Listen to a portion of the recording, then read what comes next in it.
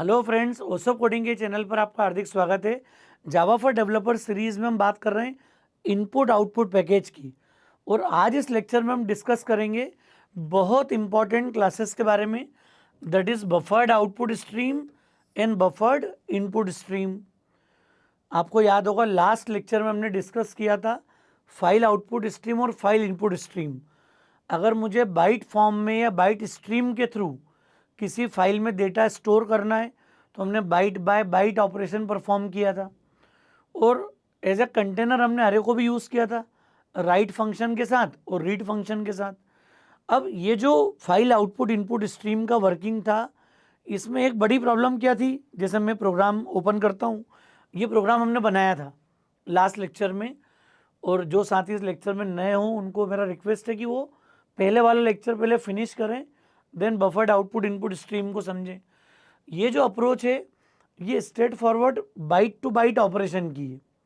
मतलब यहाँ पर मेन जो ड्रॉबैक है वो क्या है कि आपके जो ऑपरेशंस हैं, जो नंबर ऑफ ऑपरेशंस हैं हार्ड डिस्क में डेटा राइट करने के और रीड करने के, ये बहुत ज़्यादा हैं। हर बाइट के लिए उसको हार्ड डिस्क तक जाना पड़ेगा, सोर्स डेस्टिनेशन तक जाना पड़ेगा, तब जाके हम ऑपरेशन परफॉर्म कर पाते हैं।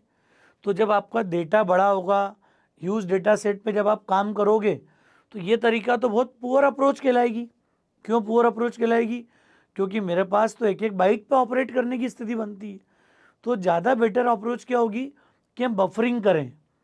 बफर का अगर हम यूज़ करेंगे तो हम ऑपरेशन को इफ़ेक्टिवली कम से कम टाइम के अंदर परफॉर्म कर पाएंगे। तो प्रोग्रामिंग वैसे ही है, सब कुछ वैसा ही है, सिर्फ कॉन्सेप्ट में डिफरेंस क्या है कि बफर्ड के मैकेनिज्म को हमें समझना है। बफर्ड स्ट्रीम कहीं भी आ रही हो, चाहे वो बाइट स्ट्रीम में हो या कैरेक्टर स्ट्रीम में हो, कॉन्सेप्ट वही है कि हमारे पास बफर अवेलेबल होगा, उतने बफर के हिसाब से हम अपने ऑपरेशंस को इफ़ेक्टिवली मैनेज कर पाएंगे। और वो चॉइस होती है हमारी कंस्ट्रक्टर में कि हम कितने का बफर क्रिएट करना चाहते हैं। तो आज हम इस लेक्चर में डिस्कस करेंगे कि फाइल इनपुट आउटपुट स्ट्रीम की जो प्रॉब्लम है, प्रॉब्लम क्या है कि ऑपरेशन स्लो होंगे, टाइम टेकिंग अप्रोच होगी, हर बाइट के लिए आपको इंटरेक्शन करना है सोर्स या डेस्टिनेशन के साथ। इस पूरी जो परेशानी है, इतने जो ट्रांजेक्शन्स हैं, इनको रिड्यूस कर सकते हैं हम लोग बफर्ड आउटपुट इनपुट स्ट्रीम में। तो ये ऑलमोस्ट प्रोग्राम सिमिलर है। कॉन्सेप्ट वाइज आपको इतना समझ में आना जरूरी कि बफर का थॉट क्या है। ये बफर प्रोग्रामर लेवल पे होगा, जावा लेवल पे होगा। अरे आपकी फाइल तो जगह पे हार्ड डिस्क में, बफर क्रिएट कौन कर रहा है यहाँ पर? तो बफर जावा प्रोवाइड करती है सो दैट हार्ड डिस्क के साथ आपको ऑपरेशन बंच में हो, एक बार में हो जाए। इसी मैनेजमेंट के लिए बफर के कॉन्सेप्ट को इम्प्लीमेंट किया है। देखते हैं आगे, बात करते हैं इस बारे में और क्लैरिटी के साथ। तो ये दोनों जो क्लासेस हैं they are use to improve the performance of reading and writing data. मतलब सबसे बड़ी बात क्या है, अगर मैं बफर्ड आउटपुट स्ट्रीम की बात कर रहा हूँ तो ये राइटिंग वाले पार्ट को कंफर्टेबल करेगी। बफर्ड इनपुट स्ट्रीम की बात कर रहा हूँ तो वो डेटा का रीडिंग वाले पार्ट को इफ़िशेंट बनाएगी। क्लियर?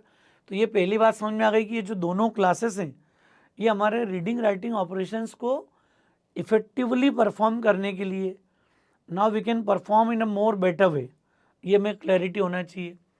दोनों जो क्लासेस हैं वो एक इंटरनल बफर मेंटेन करती है 8192, कम से कम मतलब समझ में आ रहा, 8 के बाइट का जो ऑपरेशन है उतने कैरेक्टर, 8000 कैरेक्टर के आसपास, मतलब 1024 इंटू 4। तो ये हमारे पास आ रहा है 8192, 8 से मल्टीप्लाई कर रहे हैं, सॉरी 1024 इंटू 8, तो 1 KB, और ऐसा 8 KB कैरेक्टर्स हैं यहाँ पर, उतने का बफर मेरे पास रेडी होगा।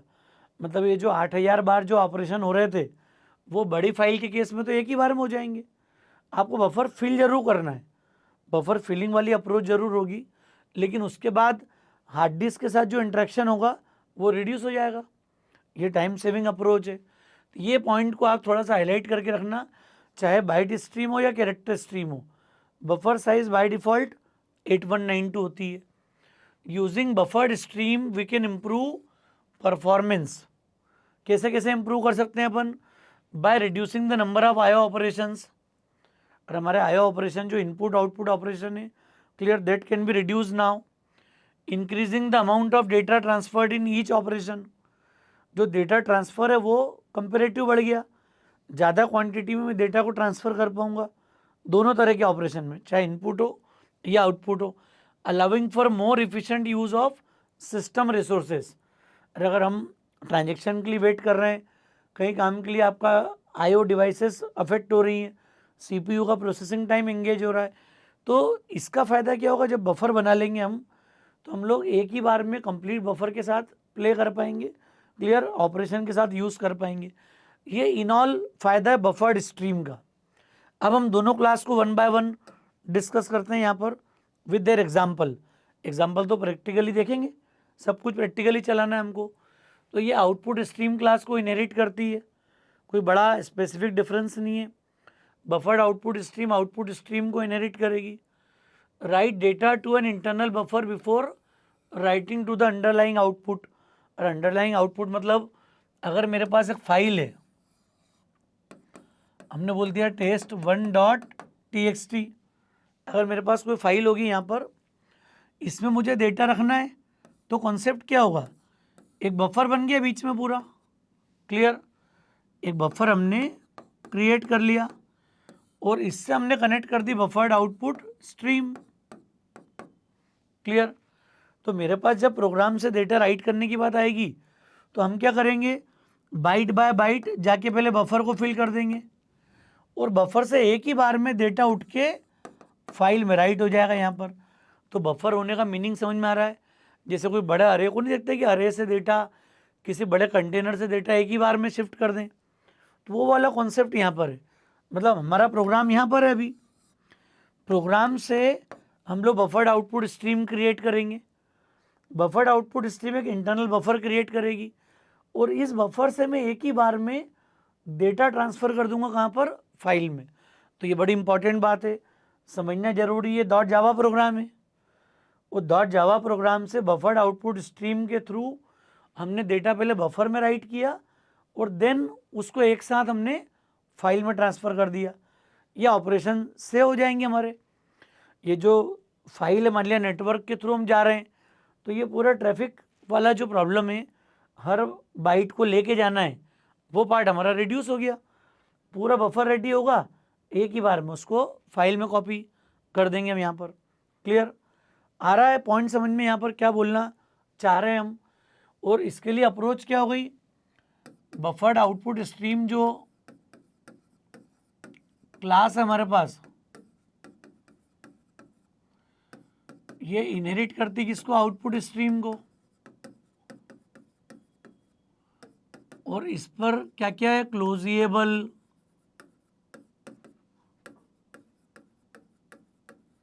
फ्लैशेबल, ये सब कुछ मिल जाएगा आपको। और ये हमेशा से पक्की नॉलेज हो जाना चाहिए हमको कि ये दो इंटरफेस हैं, ये एब्स्ट्रैक्ट क्लास है और ये इनहेरिटेंस का थॉट है। यहाँ पर एक्सटेंड्स, ये दोनों इंप्लीमेंट होगी और ये एक्सटेंड होगी, क्लियर, ये इसका थॉट है। राइट मेथड रूटीन वाली जितनी भी है वो सब यूज़ होगी, क्लियर। डेटा कैसे फिल करना है, इस बफर को 1 बाइट के हिसाब से फिल करना है कि अरे लेके फिल करना है। जब ये बफर फिल होगा, क्लियर, और फिर एक बार में जाके डेटा राइट होगा। ये प्रोसेस आपको दिमाग में रखनी है यहाँ पर, क्लियर। इसके बाद reduces the number of right operations, performance हमारा इंक्रीज हो जाएगा। ये सारे राइट फंक्शन जो हैं, बाइट अरे राइट करना, सिंगल बाइट राइट करना या उसके किसी पोर्शन को राइट करना, ये सारी मेथड अलाउड है। हम चाहें तो सेम प्रोग्राम जो हमने फाइल आउटपुट स्ट्रीम से बनाया था, वो बफर्ड आउटपुट स्ट्रीम से ही बना सकते हैं हम यहाँ पर, क्लियर। अब बफर्ड आउटपुट स्ट्रीम, एक और इम्पॉर्टेंट बात यहाँ पे बहुत ज़रूरी है समझने की, बफर्ड आउटपुट स्ट्रीम यहाँ जब डेटा रखेगी तो ये रखेगी फाइल आउटपुट स्ट्रीम से। ये बात मैंने लास्ट लेक्चर में भी डिस्कस की थी। किसी भी फाइल से इंटरेक्शन का पावर या तो फाइल आउटपुट स्ट्रीम के पास होगा या फाइल राइटर के पास होगा, क्योंकि फाइल से इंटरेक्ट करने का पावर फिक्स है, ये क्लास इंटरेक्ट करेगी। अब अगर मैं मर्जिंग वाली बात कर रहा हूँ तो मर्जिंग के लिए बफर्ड आउटपुट स्ट्रीम और फाइल आउटपुट स्ट्रीम के बीच में कॉम्बिनेशन बनेगा। तो ये जो फाइल आउटपुट स्ट्रीम है, ये बफर को लेके पूरा इंटरेक्शन करेगी यहाँ पर, क्लियर। मतलब ये जो फाइल है इसमें डेटा रखने की प्लानिंग किसकी है? अरे इससे तो फाइल आउटपुट स्ट्रीम कनेक्टेड है। क्लियर? और बफर रेडी होने के बाद ये पूरा डेटा एक बार में राइट कर दे। क्लियर? ये हम लोग यहाँ पर चाहते हैं पूरी प्रोसेस के अंदर। क्लियर है पॉइंट? समझ में आ रहा है? कोई कन्फ्यूज़न, कोई डाउट यहाँ पर इस बात में? तो ये थोड़ी सी एक इम्पॉर्टेंट बात है कि विदाउट फाइल आउटपुट स्ट्रीम हम लोग ये काम कभी नहीं करेंगे। फाइल में कुछ भी ऑपरेशन करना है तो दो स्पेसिफिक फाइल है। क्लियर? उनका इंटरेक्शन हमेशा होगा काम करने में। तो हम देखते हैं कोड। ये कोड हमने लिखा हुआ था पहले। हम बफर्ड आउटपुट स्ट्रीम के लिए बात कर लें। हम यहाँ पर क्या क्या स्टेप है हमारी यहाँ पर?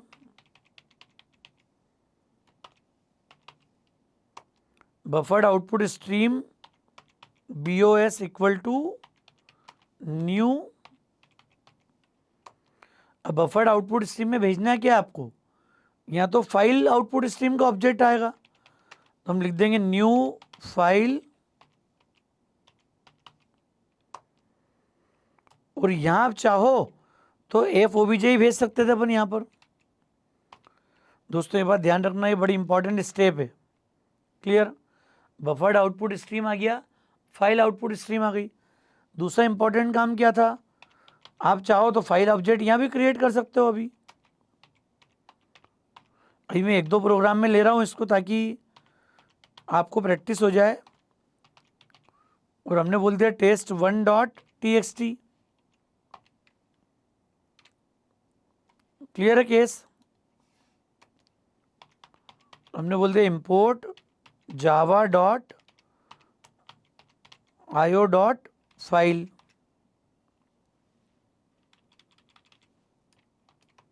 क्लियर है पॉइंट? हमको यहाँ पर एक हमें एक्सेप्शन के लिए भी करना पड़ेगा यहाँ पर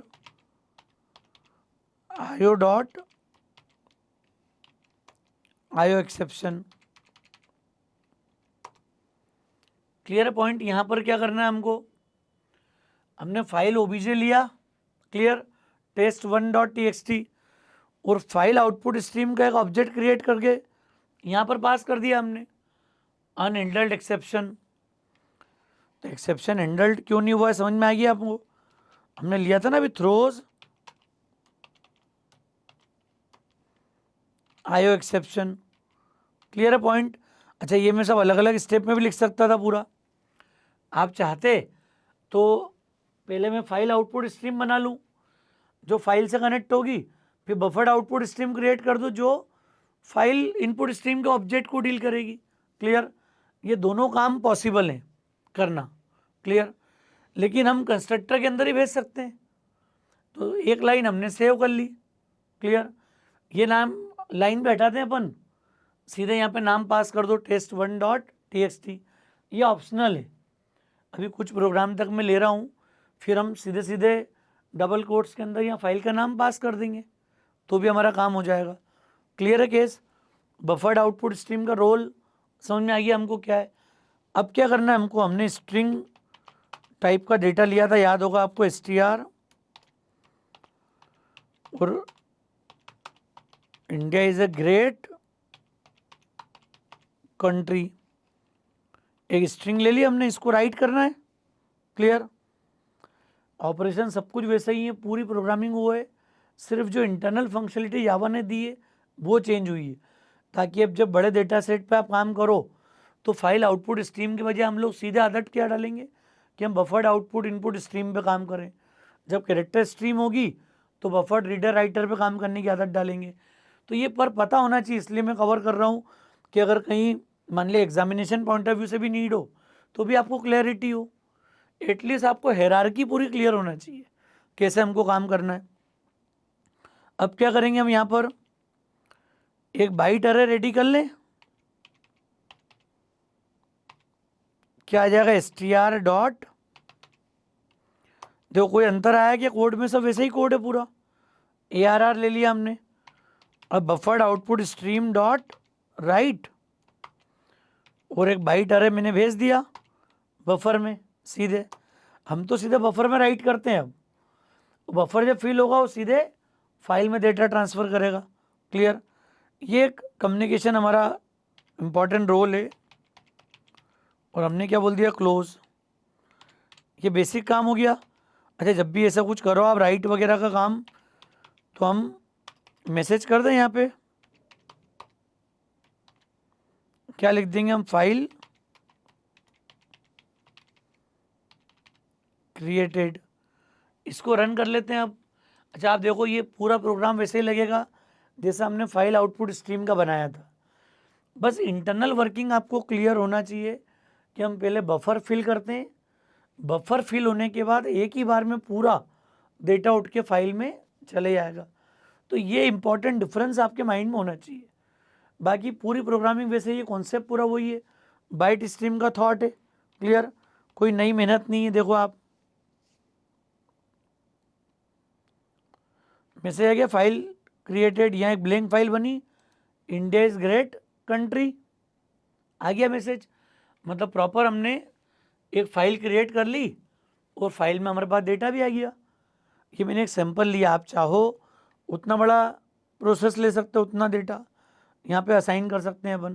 क्लियर, इसका अपोजिट हम क्या कर देंगे अब क्लोज होने के बाद, बफर्ड इनपुट स्ट्रीम। तो बफर्ड इनपुट स्ट्रीम के लिए हमारी अप्रोच क्या होगी देख लेते हैं पहले। ये सेकेंड अप्रोच है, इसका अपोजिट। अपोजिट क्या बता रहा है कि ये बफर्ड इनपुट स्ट्रीम को एक्सटेंड करती, इनहेरिट करती है। Read data from the internal buffer, ये इंटरनल बफर से डेटा रीड करेगी, लेकिन बफर जो है वो जो भी अंडरलाइन सोर्स है उससे फिल होगा। मतलब वहाँ पर डेटा बंच में आएगा, chunk of data, chunk of bytes एक साथ फिल होगी, और वो डेटा उठ के बफर में आएगा। जैसे बफर फिल होगा तो ये बफर्ड इनपुट स्ट्रीम इस इंटरनल बफर से डेटा को रीड करेगी। क्लियर, तो यहाँ पर एक इम्पॉर्टेंट बात हमारे लिए क्या है, जो सोर्स है हमारा उससे बंच में डेटा आएगा। क्लियर, चंक ऑफ डेटा एक साथ रीड होगा और बफर को फिल कर देगा। बफर फिल करने के बाद हम फिर स्ट्रीम के थ्रू डेटा रीड करेंगे वन बाय वन।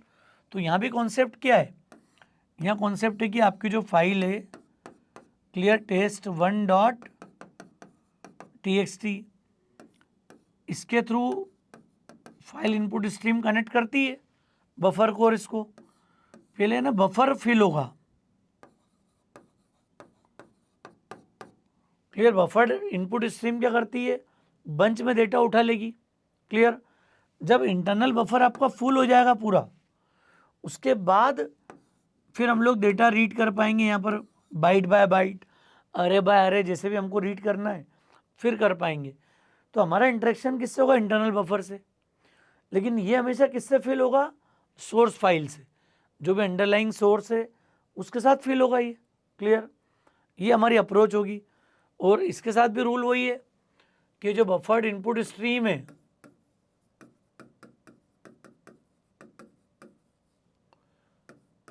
ये भी इनपुट स्ट्रीम को इनहेरिट करती है, और यहाँ आपको मेनली क्लोजेबल इंटरफेस मिल जाएगा यहाँ पर क्लोज मेथड के लिए। तो ये एक इम्पॉर्टेंट एस्पेक्ट है जो हमको पता है कि क्लास का स्ट्रक्चर क्या होना चाहिए। तो यहाँ इंटरफेस है और यहाँ एक्सटेंड है क्लास। एब्स्ट्रैक्ट क्लास को हमने इनहेरिट किया हुआ है बफर्ड इनपुट स्ट्रीम के अंदर।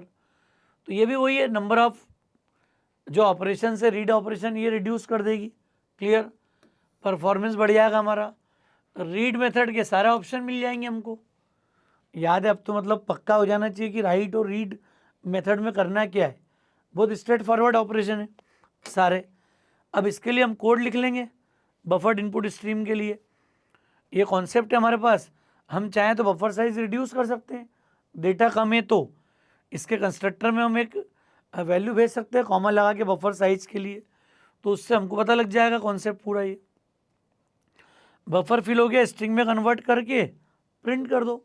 कर लेते हैं, काम किया हुआ हमने फाइल इनपुट स्ट्रीम में भी। तो buffered input stream BIS equal to new buffered input stream, और यहाँ पर हम क्या कर देंगे, न्यू फाइल इनपुट स्ट्रीम और FOBJ। देखो आप, उसी को उठा लिया हमने सेम। क्लियर है केस। और यहाँ पर हेडर फाइल हमारी जो जो नीड है सारी इंक्लूड होती जा रही है। File output stream, file input stream, हम IO.star भी लगा सकते थे, पर ज़्यादा बेटर प्रैक्टिस है कि हम स्पेसिफाइड API को इंटीग्रेट करें। क्लियर, ये प्रैक्टिस हमको डेवलप करनी है। इससे आपको क्लैरिटी भी रहेगी कि अपने प्रोग्राम में, अपनी प्रोसेस में मैं किस पर्टिकुलर फाइल को यूज़ कर रहा हूँ। स्टार लगाने से क्लैरिटी नहीं होगी, समझ ही नहीं पाएंगे कि मुझे कब किसकी रिक्वायरमेंट है, कहाँ पर किसको एड ऑन करना है। तो ये हमारी अप्रोच हो गई। क्लियर है केस, ऑलमोस्ट समझ में आ गया बफर्ड इनपुट स्ट्रीम का क्या रोल होगा। अब इसके लिए रीड करने के लिए हम क्या करेंगे, पहले एक बफर क्रिएट कर लें यहाँ पर। तो हमने एक BARR क्रिएट कर दिया यहाँ पर, न्यू, और अभी हमने इसको 512.1024 जैसे 8192 डिफ़ॉल्ट है हमारे पास। अभी चूंकि डेटा कम राइट किया था हमने, उसके अकॉर्डिंग लिख दिया। अब इसके आने के बाद क्या फ़ायदा हो गया, buffered input stream dot read, और ये बाइट अरे हमने भेज दिया रीडिंग के लिए। जैसे हमारे पास buffered input stream dot read हमने कॉल किया, कॉन्सेप्ट क्या हो गया, रीड मेथड का रोल क्या हो गया, पहले क्लोज कर दें हम। अब जैसे बफर में डेटा आ गया मेरे पास, एक बाइट अरे फिल हो गया। प्रिंट कैसे करेंगे इसको, तो इसको स्ट्रिंग में कन्वर्ट कर दो, जो हमने पहले भी समझा हुआ था। str इक्वल टू क्या हो जाएगा यहाँ पर, न्यू, और हमने कंस्ट्रक्टर पढ़ा हुआ ना स्ट्रिंग का, BARR पास कर दिया हमने। क्लियर है केस, इसको हमने str1 दे दिया नाम। जैसे हमने str1 दे दिया, अब क्या करना है, जो मेरे पास बाइट अरे इनपुट होके आया है ये स्ट्रिंग में कन्वर्ट हो चुका है। जैसे स्ट्रिंग में कन्वर्ट होगा प्रिंट कर दो str1 और क्लोज। ये बेसिक काम हमने कर लिया। यहाँ पर एक ही प्रोग्राम, देखो हम भी जो भी आउटपुट इनपुट की वर्किंग है हम कोशिश करें एक ही प्रोग्राम में दोनों मैनेज कर लें। हम एक एक क्लास के लिए अलग अलग कोड लिखने जाएंगे, बेटर होगा कि स्ट्रीम को यूज़ करें। और स्ट्रीम का थॉट आपको समझ में आ गया होगा कि स्ट्रीम मतलब पाइपलाइन। क्लियर, स्ट्रीम का मतलब क्या हो गया, पाइपलाइन है। ये कंटेनर नहीं, एक्चुअल कंटेनर नहीं है। हाँ, कंटेनर वाले ऑपरेशन को इफिशिएंट बनाने के लिए हमने बफर क्रिएट करा। जब जावा एक इंटरनल बफर प्रोवाइड कर रही है, इस बफर के बेसिस पर ही हम लोग रीडिंग राइटिंग को इफेक्टिव बनाते हैं। तो प्रोग्रामिंग वैसे ही सब कुछ वैसे ही है, पूरा कोड। कहीं भी कोई बाइट स्ट्रीम की बात करेगा तो फाइल इनपुट आउटपुट स्ट्रीम का नॉलेज होना जरूरी है। लेकिन हम जब प्रैक्टिकली काम करेंगे तो बफर्ड आउटपुट इनपुट स्ट्रीम को अडॉप्ट करेंगे, उसको यूज़ करेंगे for effective IO operations. Clear, तो ये नॉलेज आपको हमेशा के लिए होना चाहिए जब आप नेटवर्क पे काम करोगे। क्लियर, जब आप सेंसिटिव डेटा को अगर कहीं रीड राइट करना है, नेटवर्क के थ्रू डेटा रीड राइट कर रहे हो तो बाइट स्ट्रीम में जाना पड़ेगा प्रेफरेबली। और वहाँ पर अगर हम ये file input output stream use करेंगे तो आप कल्पना करो नेटवर्क की स्थिति क्या बनेगी। अरे आप स्ट्रीम्स वगैरह देखते हो, नॉर्मली स्ट्रीमिंग देखी होगी आपने, आप वीडियोस वॉच कर रहे हैं कंटिन्यू, तो आप देखते हो ना क्या नोटिस करते हैं, यूट्यूब पे वीडियो आपने वॉच किया, सपोज यही वीडियो अगर आप देख रहे हो तो कई बार नोटिस करोगे कि पावर ऑफ होने के बाद या डेटा पैक जाने के बाद, वाईफाई बंद होने के बाद भी वो अगले कुछ सेकंड तक चलता रहता है वीडियो आपका। क्यों चल रहा है वो, क्योंकि उसने रनिंग टाइम में एक बफर मेंटेन किया हुआ है। वो बफर उतना डेटा बंच में ला रहा है, वो डेटा जब तक प्रोसेस होता है बफर फिर फिल हो जाता है। तो एक बफर आपको हमेशा रेडी मिलता है। स्ट्रीमिंग के अंदर आपने नोटिस किया होगा यही स्ट्रेटेजी हमेशा काम करती है। तो बफर के अंदर बहुत इंपॉर्टेंट रोल है इस कॉन्सेप्ट का। आप कहीं भी नोटिस करोगे ये आपको हमेशा ऑब्जर्वेशन में दिखेगा। क्लियर, तो बफरिंग का फ़ायदा समझ में आ रहा है क्या है, जो कि आप डे टू डे लाइफ में भी अपने मोबाइल पर या मशीन पे जब भी आप कॉन्सेप्ट देखते हो या कहीं नेटवर्क के थ्रू आप वीडियोस आपके पास आ रहे हैं और आप उनको वॉच कर रहे हो तो वहाँ भी ये स्थिति बनती है। क्लियर, हर बार की स्थिति है। तो दोस्तों मुझे उम्मीद है कॉन्सेप्ट आपको समझ में आ गया होगा। लेक्चर ठीक लगा हो तो फ्रेंड्स को ज़रूर शेयर कीजिएगा। ओसोप कोडिंग को अगर आपने सब्सक्राइब नहीं किया है तो मेरा रिक्वेस्ट है चैनल को सब्सक्राइब जरूर करें। कमेंट करके जरूर बताएं हमको। Thanks a lot.